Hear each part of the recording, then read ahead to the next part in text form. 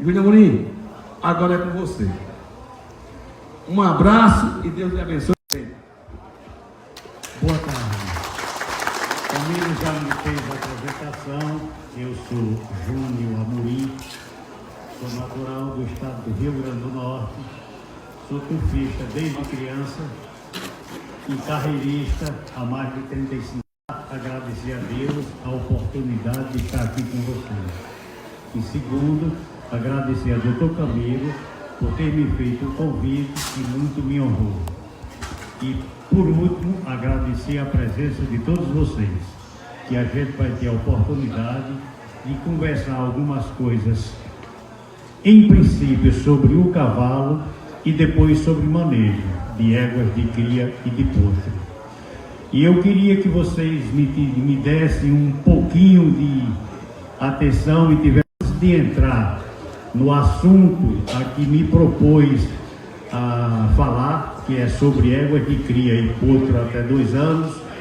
Eu queria fazer um breve histórico do cavalo, não do quarto de milha, mas um breve histórico do cavalo até chegar ao quarto de milha. Eu vi algumas matérias sobre a origem de cavalos de corrida, e eu comentei com o Camilo, eu fiquei muito decepcionado, porque as pessoas ficam ouvindo dizer algumas coisas, não pesquisam, e vindo passando uma informação desinformada. Eu queria começar. O precursor do cavalo na Terra, pelos estudos, dão conta de que o cavalo apareceu na América do Norte apenas há 55 milhões de anos. Ainda não existiam humanos sobre a Terra. Esse pequeno mamífero herbívoro, que media aproximadamente 35 centímetros de altura e tinha 4 dedos nos anteriores e 3 dedos nos posteriores. Esse animal evoluiu na América do Norte e, com o passar do tempo, ele migrou para a Ásia, porque onde hoje é o Estreito de Bering, entre a Rússia e o Alasca, acreditava-se que existia uma passagem por terra.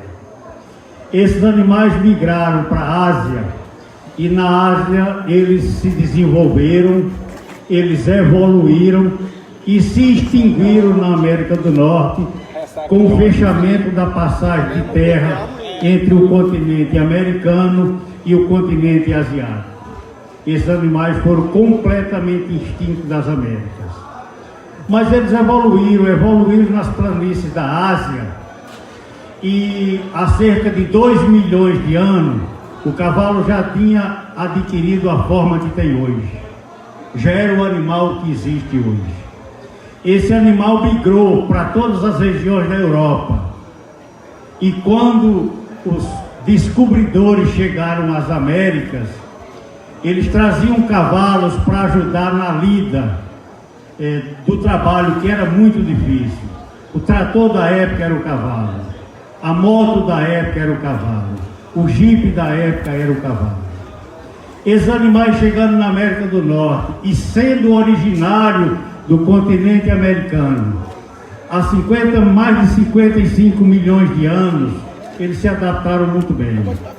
Muitos desses cavalos se desgarraram, e como não existia cerca, não existia modo de contenção, esses cavalos se espalharam por toda a América do Norte.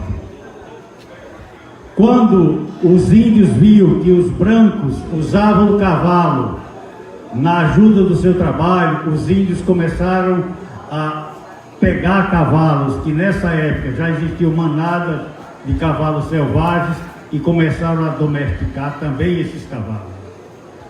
Esses cavalos, quando passou-se aproximadamente 100 anos, quando foi por volta de 1611, que os ingleses chegaram com seus puros sangue inglês, encontraram um cavalo forte, robusto, que a natureza havia moldado em 100 anos. Como a natureza moldou esses cavalos que foram trazidos pelos descobridores? O cavalo, na cadeia alimentar, ele é presa. E na América do Norte tem o leopardo, que é o conhecido leão da montanha, que na cadeia alimentar dele, ele se alimentava dos cavalos. Então os cavalos que eram fracos, os cavalos que não sabiam correr para fugir, e os cavalos que eram desinteligentes, eles serviam de alimentação para o leopardo. E o leopardo passou 100 anos fazendo uma seleção natural. Quando os ingleses chegaram, encontraram essa raça de cavalo, e essa raça de cavalo já tinha o nome de Mustang. Porque Mustang, em uma antiga palavra espanhola, quer dizer sem dono, quer dizer selvagem.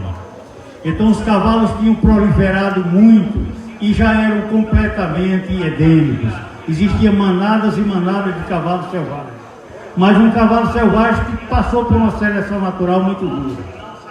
E os ingleses, quando chegaram a partir de 1611, com seus puros sangue inglês, eles faziam forte para se livrar do índio. A planta de um forte americano era muito simples, tinha um perímetro de 1 milha. Eles pegavam 1 milha, dividiam em 4 partes, e cada lateral desse forte tinha 1 milha, tinha 1/4 de milha. Era 1/4 de milha por 4, que dava o total do perímetro de 1 milha. E os ingleses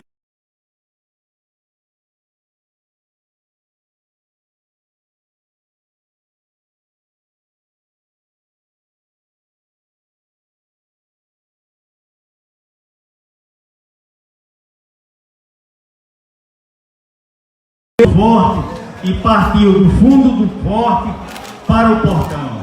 E para surpresa dele, dentro do forte, que era onde eles ficavam para assistir as corridas, os Mustangs ganhavam dos puros sangue ingleses.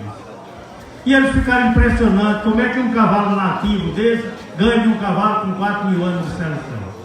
Os cavalos por sangue inglês eram selecionados para corrida fundista, para corridas longas. E a natureza, que é mais sábia de todos nós, mudou o Mustang para fugir do leopardo. Então ele só tinha arranque. E do arranque, cavalo nenhum do mundo se assemelha ao que eram especialistas em corrida e em cavalo. Começaram a cobrir garanhões por sangue inglês com éguas Mustang e garanhões Mustang com égua inglesas. E daí nasceu o cavalo de corrida americano. Era um mestiço sem nome. Era o nosso 4 de milha de hoje. O cavalo ficou sem nome, apenas com o nome de 1600 a 1940.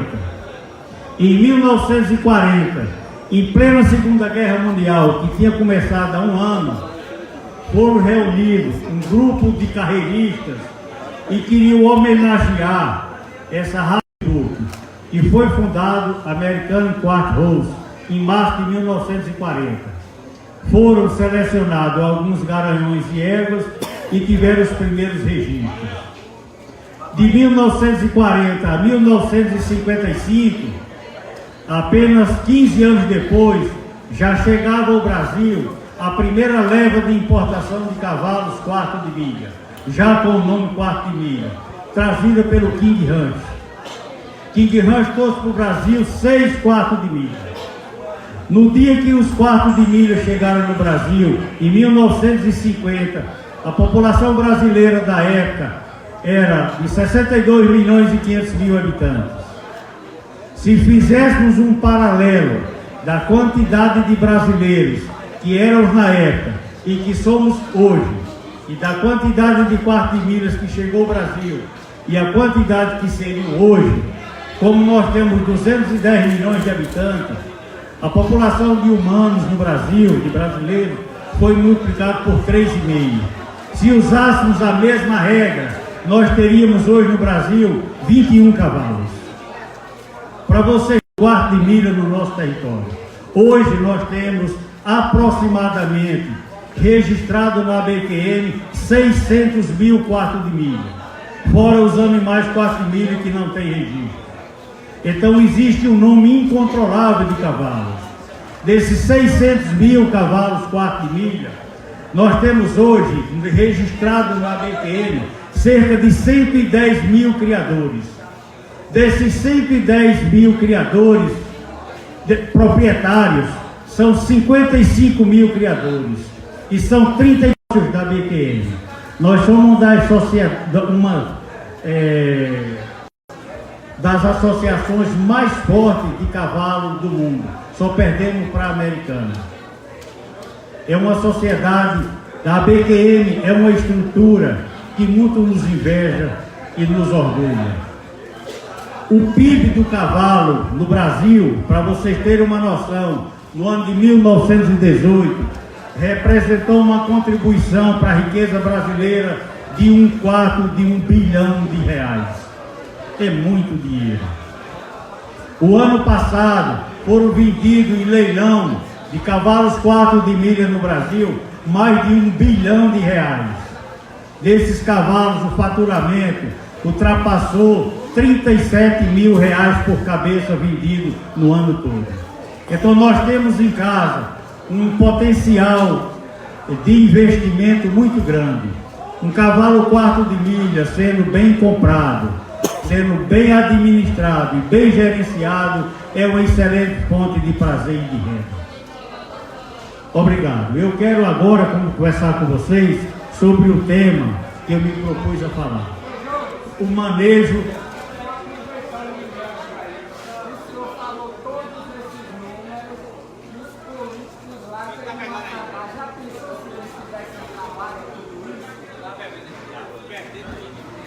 Veja só, quando você se propõe a criar um 4 de milha, que é uma raça muito nobre, muito rústica, mas muito frágil,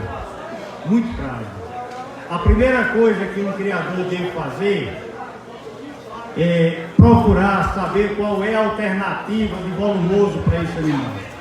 Porque o cavalo é herbívoro e você comprar ração de saco é fácil, mas você fornecer um volumoso de boa qualidade durante a vida do animal é muito difícil. É muito difícil. Então o primeiro que você tem que providenciar é o volumoso. Um cavalo come aproximadamente todo dia 3% do seu peso vivo. Essa alimentação, se você fornecer concentrado e der muito, ele vai optar por comer o concentrado. Mas vocês devem oferecer no máximo 1% do peso vivo para esse animal. E ele complementar os outros para chegar a 3%, ele comendo volumoso. De preferência que ele passe. O cavalo gosta de graminha. O cavalo não gosta de arbusto. Uma criação de cavalo precisa que seja oferecido, além da ração de concentrado, um volumoso de primeira qualidade. Tem que ser ofertado a ele à vontade, sal mineral e uma água de boa qualidade. Essa água, ela precisa que diariamente seja limpo o coxo e trocado a água. São providências que são muito importantes na criação do cavalo. O cavalo tem o hábito de lavar a boca e que muitos humanos não lavam. O cavalo se alimenta, vai lá e lava a boca. Ele mexe até lavar. Então todo dia precisa se tirar essa água. E quando você se propõe a produzir um cavalo, primeiro que você precisa fazer é dar a essa égua a condição dela gerar um feto. E a condição dessa égua gerar um feto, ela tem que estar em um bom estado. Você não pode pegar uma égua em qualquer estado e cobrir. Ela vai nutrir um feto, um ventre de um animal que é muito especial. A égua precisa ter cuidados diferentes de uma vaca. Ela precisa receber um tratamento sanitário e um procedimento de alimentação e fornecimento de vitaminas e minerais. Eu, quando criava os animais, montei para mim um protocolo sanitário que eu aprendi com muitos criadores antigos. E eu usava para começar o ano, um produto que é muito conhecido de vocês e que ainda hoje não tem indicação para cavalo. Depois de quase 40 anos que eu usava esse produto, ainda hoje não tem. E eu gostaria de dizer que algum nome de um produto comercial que eu falar aqui, não existe nenhuma, não é propaganda, não é jabá, não é com intenção de divulgar para receber patrocínio nenhum, de maneira nenhuma. Eu usava, quando era janeiro e vinham as chuvas, e todos vocês sabem que no período da chuva, com a umidade, as doenças se proliferam mais. Eu usava um produto que, como disse que não é usado com a indicação de cavalo, que é Ivomec. Eu usava Ivomec nos cavalos na proporção de 1 ml por quilo vivo. Eu usava nos cavalos, nos potros, nas éguas, nas vacas, nas cabras, nos bodes e nos cachorros. E só não usava nos meninos porque eles não deixavam. Mas o que era de carrapato, lêndia, piolho, desaparecia tudo. Então eu costumava fazer isso no primeiro semestre. E no segundo semestre eu fazia uma vermifugação com a pasta. Eu usava uma pasta no começo do primeiro semestre e 3 meses depois eu usava a segunda dose com um princípio diferente. Me dei muito bem.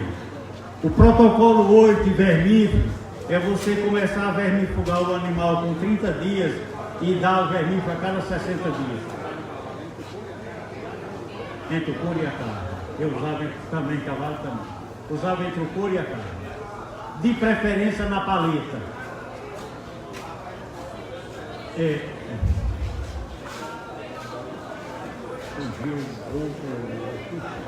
Aí com a pergunta. Segundo semestre das vacas. Eu fazia o exame de verme. As éguas, uma égua quando ela é emprenhada, ela tem que ter todo o cuidado do criador. Apesar de que a exigência nutricional de uma égua só aumenta no terceiro terço da gestação.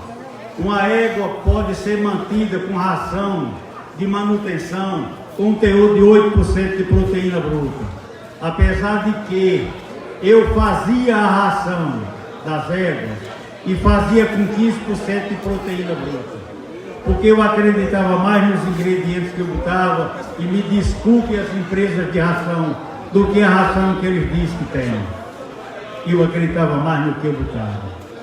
E eu fazia uma ração e dava às éguas o ano todo, a mesma ração com 15% de proteína. Porque a ração de saco, mais barata, de manutenção, ainda era mais cara do que a ração com 15%. Uma égua cresce 30% do seu potro nos 2 primeiros terços da gestação. E no último terço da gestação, o potro cresce 70%. Se a égua não for bem alimentada, e o potro não vai desenvolver bem a sua musculatura, sua ossatura e sua cartilagem. E tudo isso feito e preparado para que vocês tenham noção. Uma ração com 15% de proteína, basta que vocês usem 50% de milho quebrado, use 40% de farelo de trigo e use 10% de farelo de soja. Com isso você tem uma ração com 15% do teor de proteína bruta. E você tem a certeza que tem, porque muitas fábricas de ração usam fontes alternativas. Se você soubesse, você não daria seus animais. Só que eu usava também 2% de um premix e 2% de sal comum.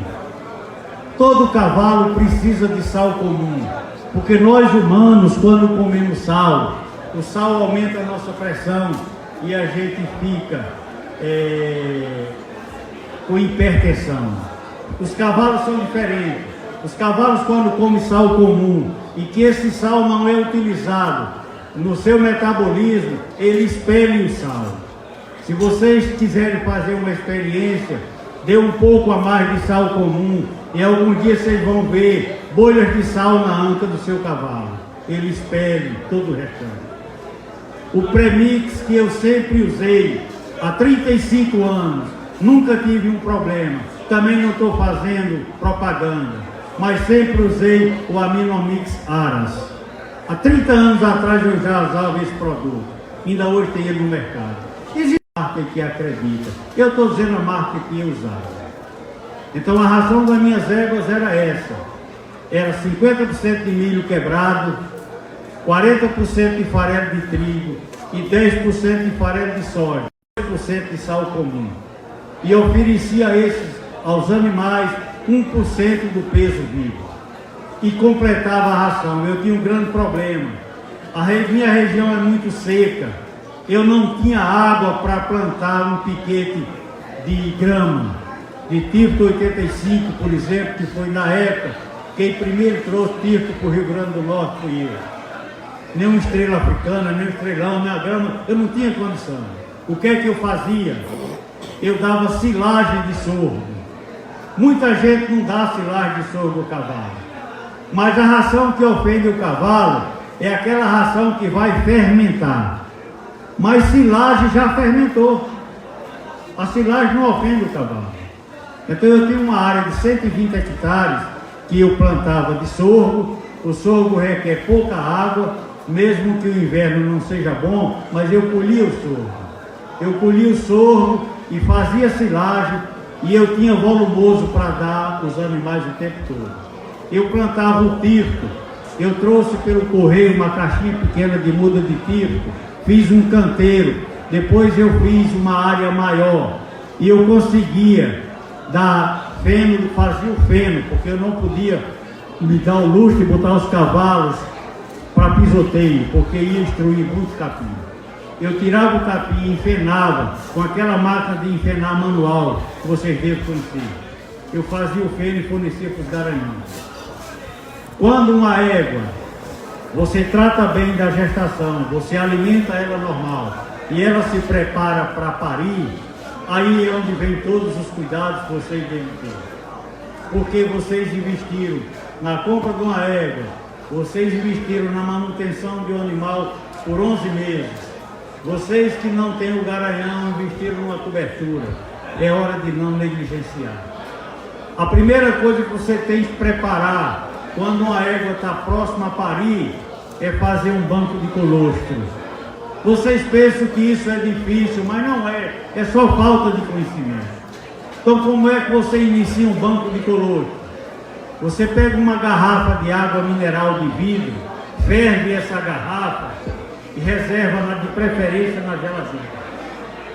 Compra aquelas borrachas de mamadeira comprida que se dá a cabrito. Eu acho que vocês conhecem.